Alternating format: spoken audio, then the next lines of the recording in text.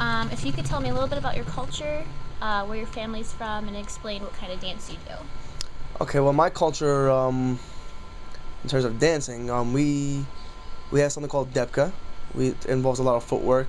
We do it we do it in weddings and stuff like that, and performances, wherever to expose our culture.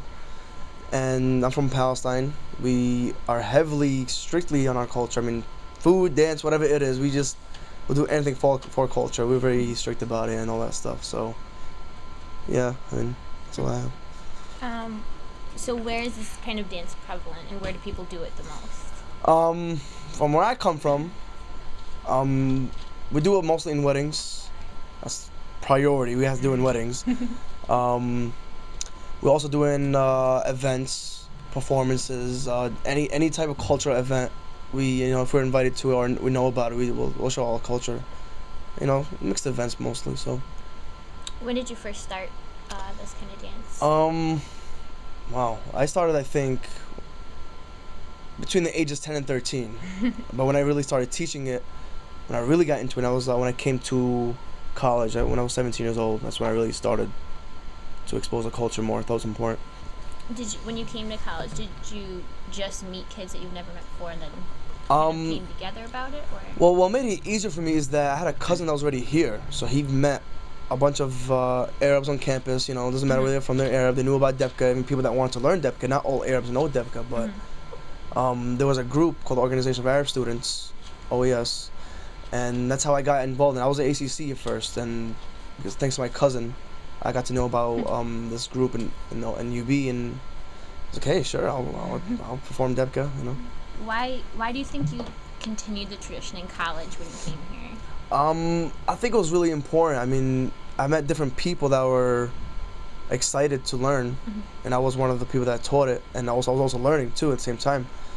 I just feel like it's important for people to see what Depka really is. I mean, it's really challenging to see that because there's also other dances that involve footwork, but I mean, everyone has their own unique style, and even the music is different. I mean, you could have the same moves, but also it has different energy, different hype with the different music. Also, that makes it kind of different. But that's the only thing that's important.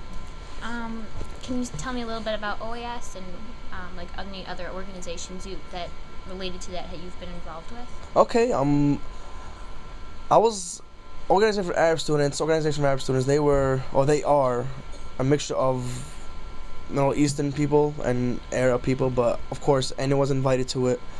Doesn't matter if you're what kind of religion you are, Muslim or Christian. Doesn't matter where you come from.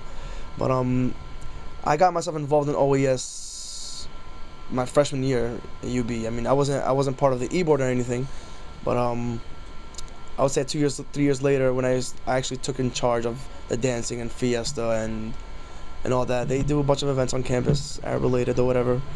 I was e-board actually 2 years ago, but just to fill a position. I wasn't really doing anything but just fill a position. Can you tell me a little about your experience with International Fiesta and the stuff you did for it?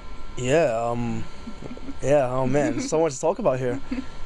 Let's see, I joined when I was 17. Fiesta, when I think of Fiesta, I think of, I first think it's exciting, it's fun. I mean, it's a way to expose our culture. You face other clubs, not just other international clubs you face, and the practices mainly are the craziest things I've dealt with before. It's just preparing for Fiesta really was the craziest part for me. When I thought of competition, that was always the last thing I thought about, because I'm out there just to have fun and perform, and I mean, it's the best way to expose the culture really. I mean, in such Fiesta is really when people bond together from different types of cultures. I mean, you get to see other dances, you appreciate other dancers and dances, and performances. So I mean, that's what Fiesta is to me. Why do you enjoy performing so much? One of the reasons really, it keeps me in shape. That's one thing. Not the first thing. I want to say the first thing. I do because, again, I have fun doing it, and I enjoy teaching people, non-Arabs especially. They want to learn how to do Depka, and I would stay up every night for them just to learn. I mean, you guys, people that know me that have taught it before, I mean, I stay up every day, every night. I would stay up nights just thinking about it and just teach people, and the new music, the new dance moves, and anything. So, and it's something I do in weddings. So that's also another thing. Also, that's why I enjoy doing it. What would you say was one of your greatest experiences involving DEPCA? Particular event or just in general? I mean, International Fiestas is one of them, really. I mean, just because you get to show people that never seen it before, but at the same time, they get into it, like, oh, I've never seen this before. This is really cool stuff, and just organizing it, and making it look, like professional and competition, and you have to make sure there's certain guidelines you need to go by and standards, and I like it a lot. Would you ever stop participating? No, I won't. Never. Until my feet tell me to stop, I will never stop. I mean, it would keep going. I mean, I'm planning. One of my goals I want to do. I really think one day I want to make a DEPCA competition. I've never seen it happen before. This will bring people from all over the place to perform their type of DEPCA moves. I mean, just to have fun and compete. I mean, it is gonna be a competition, but it's gonna be fun. I will never stop. Never, ever stop. Good. Yeah. Good.